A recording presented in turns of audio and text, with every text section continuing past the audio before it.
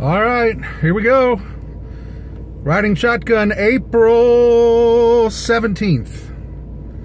Oh, tax day.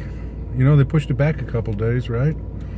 And Alfie's running along with me today. She's in a little trouble. She actually is probably half my fault, so she's not going to get yelled at. But we went out to feed horses this morning and had to throw hay, and I had to break up some ice in the water trough. I turned the heater off, which was not maybe the best idea, although it looks like that's the last good frost that we'll have. But when I was closing up the barn, I'm trying to close up the barn to keep birds from getting in there, and I thought I was yelled for, and she wasn't there, so I thought she was out and running around chasing rabbits or doing something, and it turns out she was in one of the stalls fooling around in there. And so I went in and got dressed and took a shower and got dressed and got ready and came out and couldn't find her. So I thought, well, I bet I locked her in the barn. And sure enough, she was in there crying. And so now she's out and all geeked up about coming along today. The weather's everywhere, right? I mean, it's been stupid cold and rainy and snowy. And you know, last Monday morning I woke up and my yard was covered with snow, and on Thursday I was mowing. So I finally got one good mow in. Farmer was out yesterday. Looking to see, I think, to get a feel for how moist the fields are. I know he would like to get in and start planting corn. We get on the other side of these hard frosts, and soon. Don't know when. It's too wet to get out right now. But hey, wow, it's been quite a week. You know, I announced last week that I was going to be retiring, and I just want to thank all of you for just the messages on Twitter, and the messages in emails, the messages in text, the messages on Facebook, the messages here and there. I say on Facebook, and I don't even do Facebook. Maybe that'll change when I retire. But on the Herald Review Facebook page, I guess. And just so nice and so kind and so humbling, and I appreciate it, man. That was just amazing stuff, and thank you. Anyhow, we got through last week's signing day press conference. That was Wednesday, and Brad Underwood, as expected, signed 5 more recruits. Of course, he signed Io in the fall. That makes 6, and they're certainly pursuing a 7th, because Bryce Golden will be in for a visit starting on Thursday of this week. And you know, they've been good when they get guys on campus, and time out. Hey, get out of there!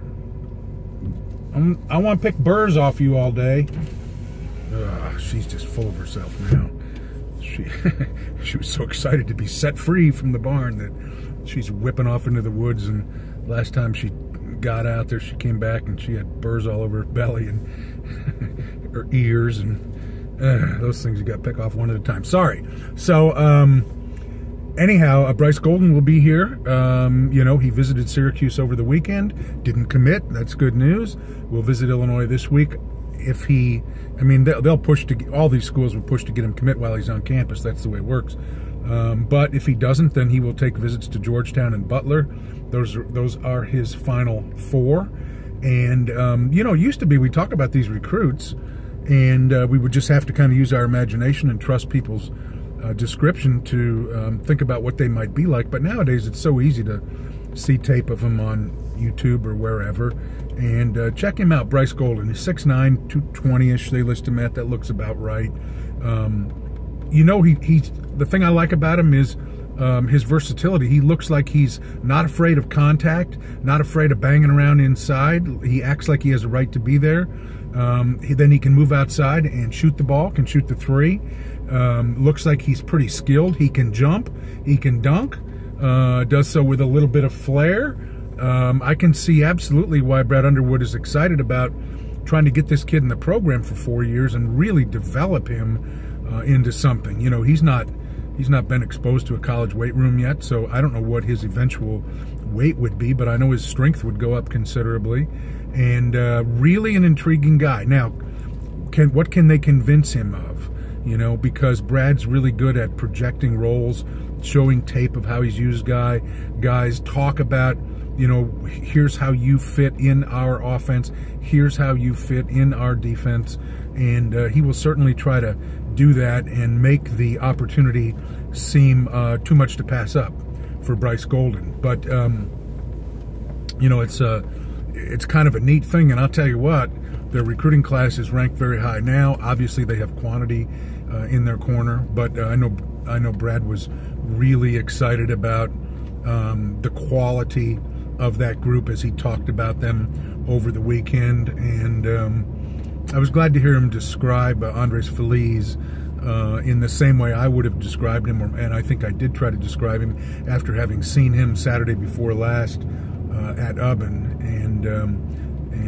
and I'm excited about that kid. I think that kid adds a dimension unexpected to a really good deep group of guards. How Brad will use them and in what combinations is going to be fascinating once the season rolls around.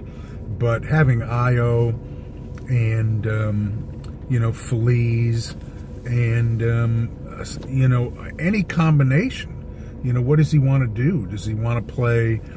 You know, DeMonte really looked explosive. He looked healthy, and he gets off the ground. A good rebounding guard. You know, obviously his summer needs to be spent working on his shot. He needs to become more reliable with his jump shot. But Alan Griffin or Tevian Jones, who I'm calling a forward, I'm calling a small forward. A lot of people listing him as a guard. That's all right. Whatever you want to list him as, doesn't matter. Though, you know, the combinations that he has. Don't forget Aaron Jordan. You know, Aaron Jordan's easy to forget. He's been around a long time. We sort of take him for granted. Hey, there's a Blue Jay. That's the first one I've seen this year. No way I can get the... Oh, he just flew off. I was going to say, no way I can get the camera down and get him. Oh, there's a pair of them. How beautiful. You know, don't forget Aaron Jordan. You know, we tend to sleep on Aaron Jordan. Aaron Jordan, even in that scrimmage last Saturday, you're reminded that this is an experienced guy who's learned some of the crafty, savvy things that come with being in a program for some time. He can shoot the ball. Yes, he needs a little space to get his shot off, but he can shoot the ball. Another guy who can rebound the ball and can defend a little bit. So the combinations are really interesting. It's on that front line that becomes more interesting to me, because you've got Kipper, but you know, Kipper's more of an in and out guy. How he blends these young kids, you know, Georgie, Samba, perhaps Bryce Golden, and then how much improvement do we see from Ebo, and is Matisse still going to be here? You know, I'm not saying he isn't. We just haven't heard anything, and maybe that is, you know, the proof that he's going to be here. Get out of there. And so that's why, if they don't get Bryce Golden, I mean, a fifth-year transfer on the front line still makes so much sense to me, because you have the scholarship. Why let it go unused if you can get an experienced guy who can do something up front, who's a really good rebounder, who's a really good defensive player, who can score, you know, and then you get the scholarship back at the end of the 18-19 season. It just makes a lot of sense to me to go that direction. If you don't get Golden, I totally get it. Brad made it clear that he would rather go freshman and really have a chance to start really building this thing the right way, that he's not interested in trying to create a great team. He's interested in trying to create a great program. He's not interested in the shortcuts, although he doesn't, and I agree with him in this. I don't consider the occasional fifth-year transfer guy a shortcut if you've got the scholarship available and you need it back the next year. I mean, that just makes sense. So, you know, we'll see. Where did she go? She gets out in front of the truck here, and I freak out about running her over, and I don't want to do that. Sorry about all the dog distractions today, but and I'm going to try to turn around here. So we'll see what happens there with Golden's visit starting on Thursday. And then Mark Smith announced he will transfer to Missouri. not a huge surprise. I mean, they recruited him initially. He's he's essentially within their home recruiting range. Wherever he goes, I think he's fortunate to have a year away from the game to work on the game. That's my opinion. He might, vociferously disagree with that. I think he needs to work on a lot of things. I think he certainly needs to work on his ball handling. He needs to work on his confidence, and this gives him an opportunity to do that wherever he transfers to. But if he's going to transfer at this level, he needs to play better than he did as a freshman. And I've always maintained that if you give this kid some patience, he will. He's too good of an athlete. He's got a unique physical frame to him. Got to learn to play that way and play confidently that way. And if nothing else, it certainly adds a layer of spice to the bragging rights game. Oh my goodness! And that will be pretty fascinating to see him on the floor. Not this December, but the following December. The question is, will Jeremiah Tillman and Mark Smith ever play together? I don't know. We'll see what kind of advancement Jeremiah Tillman can make this year. If he does improve some, I'd think he might be gone after the second year, and then they would never play together. But we'll see what happens there. I hope people will. Obviously the night of the bragging rights game, people are going to be on him. We know that, especially if Tillman's not there. You got to have somebody to direct all that at. Last year, everybody was on Tillman pretty good, and I think Mark Smith can expect that too. And then we still haven't heard from Michael Finke exactly where he's headed. Just wish the best for both of them. For Michael, even more so simply because I've known him longer and I really like him as a kid and I respect him, and he was such a good student athlete, and he gave Illinois 4 years and he got his degree, and I'm disappointed that he didn't see that his future was to finish here, but wish him the best too. It's also, we're kind of in that off season now for both football and basketball as we move towards May, but camps are coming soon in both sports, and recruiting has certainly not stopped. We're going to have some news on football recruiting. We're going to have some news on basketball recruiting here that will extend us, close. And then the coaches get ready. There's the spring recruiting opportunities right now, but then there's going to be the summer stuff where guys are out, really working on future classes, and this coaching staff now has a much better idea of what exactly they're looking for. Brad's always known what he wants, but to communicate that to and demonstrate that to your assistant coaches, I think last year when they were out recruiting, there was still a lot of, I wonder if this is what Brad's looking for in a power forward or in a shooting guard or in a point guard. And, you can explain it all you want, but you've gone through a full season now and you've seen with your own eyes. And I think everyone has a better idea of what to zero in on and who to go hard after. That's going to be fun. And so that's it. We don't have any games to talk about. Illini baseball doing great. Maybe we'll talk about that some week in a little more detail. I got to get up to speed on Illini baseball, to be truthful. Let's get this weather twisted the other direction. At least it's sunny today, I'll say that. And the grass is greened up. It's just that it's so cold every day. And we've been through, it was yesterday. It was like a blizzard for a while. It was snowing so hard. Let's be done with that. File that away until next, December would be fine. Anyhow, thanks again.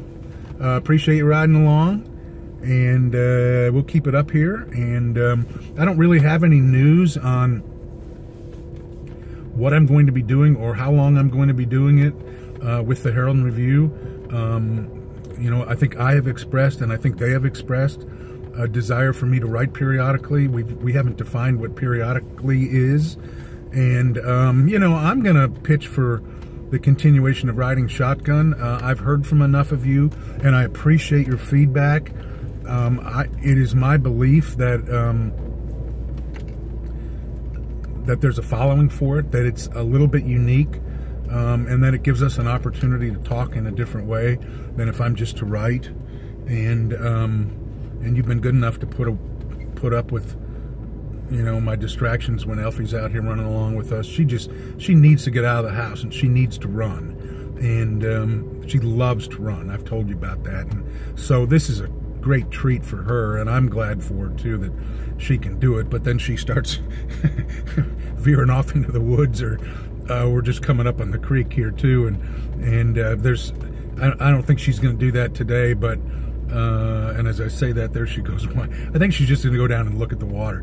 But in the summertime when it gets hot, you know, that's when she likes to go down there and get in the water. And then I got to go up and hose her off, and it's too cold to do that right now. So, all right. Thanks, everybody. Appreciate it a bunch. Thanks for joining us. We'll be back next Tuesday. And that's it. Peace out. Bye.